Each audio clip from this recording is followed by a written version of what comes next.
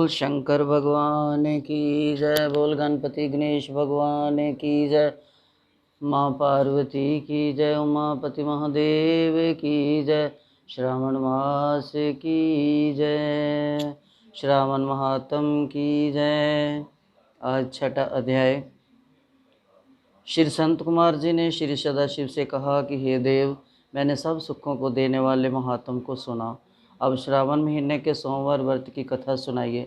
भगवान श्री सदाशिव ने श्री संत कुमार जी से कहा कि हे संत कुमार, रवि मेरी आँख हैं, उनका महात्म भी हर्ष का कारण है। क्या मैं पार्वती सहित इस सोम नामक महात्म का वर्णन कर पाऊँगा? जो कुछ मैं इस सोम महात्म के संबंध में आपसे कह सकूँगा। सोम नाम चंद्रमा का है, सोम ब्राह्मणों के राजा हैं, यज्ञ साधन सोमलता का नाम है। अब तुम ध्यान देकर इन नामों के कारण को सुनो। यह सोमवार मेरा स्वरूप है, इसलिए इसको सोम नाम से पुकारा जाता है। यह संपूर्ण राज्यों को प्रदान करने वाला होने के कारण उत्तम है, व्रत करने वाले को उत्तम फल प्रदान करने के कारण ही श्रेष्ठ है। हे संत कुमार, अब तुम इस की व्रत विधि सुनो। मैं विस्तार पूर्वक तुम्हारे सन्मुख कहूँगा। 12 महीनों के सभी सोमवार का व्रत करना उत्तम है। यदि कोई 12 महीने के व्रत ना कर सके तो श्रावण मास के 4 या 5 सोमवार व्रतों को करे। इस मास में केवल एक सोमवार का व्रत करने से 1 वर्ष के सभी व्रतों के फल का भागी हो जाता है। प्राणी को चाहिए कि श्रावण शुक्ल पक्ष के प्रथम सोमवार को प्रातःकाल सोमवार का संकल्प करे। यदि श्रावण मास में 5 सोमवार हो तो 5 ही सोमवार के दिनों में प्रातः संकल्प शाम को भगवान सदाशिव का अर्चन करे। सायंकाल में भगवान सदाशिव का षोडशोपचार से पूजन करे और फिर एकाग्र मन से भगवान श्री सदाशिव की कथा सुने। मैं इस सोमवार व्रत की विधि को तुमसे कहता हूँ, ध्यानपूर्वक सुनो। श्रावण मेले में पहले सोमवार को इस उत्तम व्रत को ग्रहण करना चाहिए। स्नान आदि करके हर प्रकार से शुद्ध होकर श्वेत वस्त्र धारण करने चाहिए। काम, क्रोध, आहार, द्वेष, चुगलखोरी आदि का प्रयोग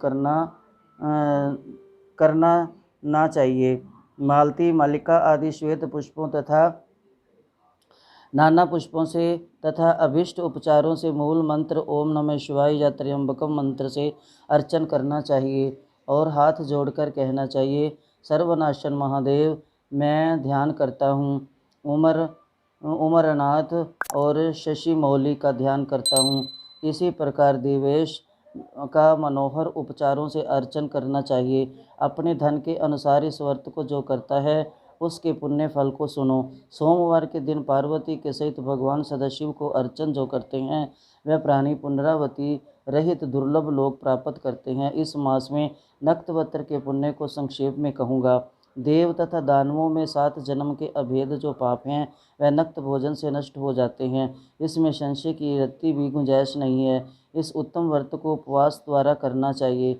इस व्रत के करने से पुत्र की इच्छा वाले को पुत्र की प्राप्ति तथा धन की इच्छा वाले को धन की प्राप्ति हो जाती है और इस लोक में सभी भोगों को भोगकर अंत में उत्तम विमान द्वारा रुद्र लोक को जाता है और वहां जाकर भी पूजनीय हो जाता है। इस संसार को असार जानकर, मन, धन और जीवन को चलायमान जानकर प्रयत्न से व्रतोद्यापन करना चाहिए।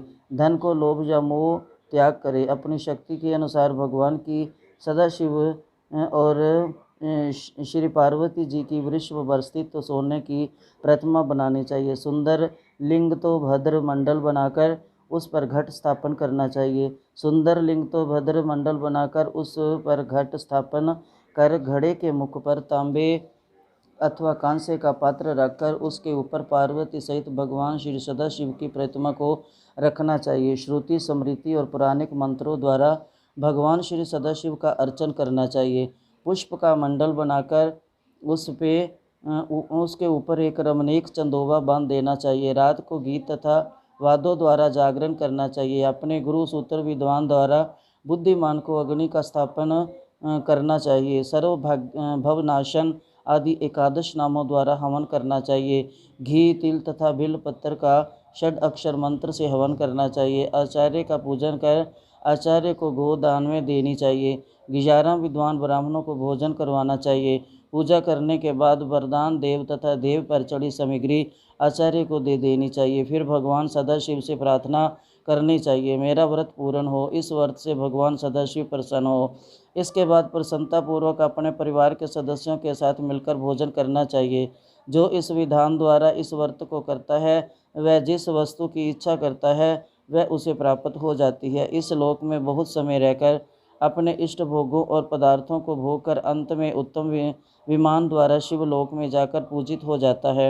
इस सोमवार व्रत को पहले भगवान श्री कृष्ण ने किया था। इसके पश्चात उत्तम राजाओं और धर्मताओं ने किया। सोमवार व्रत के महात्म को जो सुनेगा वह भी इस व्रत के फल का भागी होगा। बोल शंकर भगवान की जय। बोल श्रावण मास की जय। उमापति महादेव की जय। बोल गणेश कार्तिक की जय।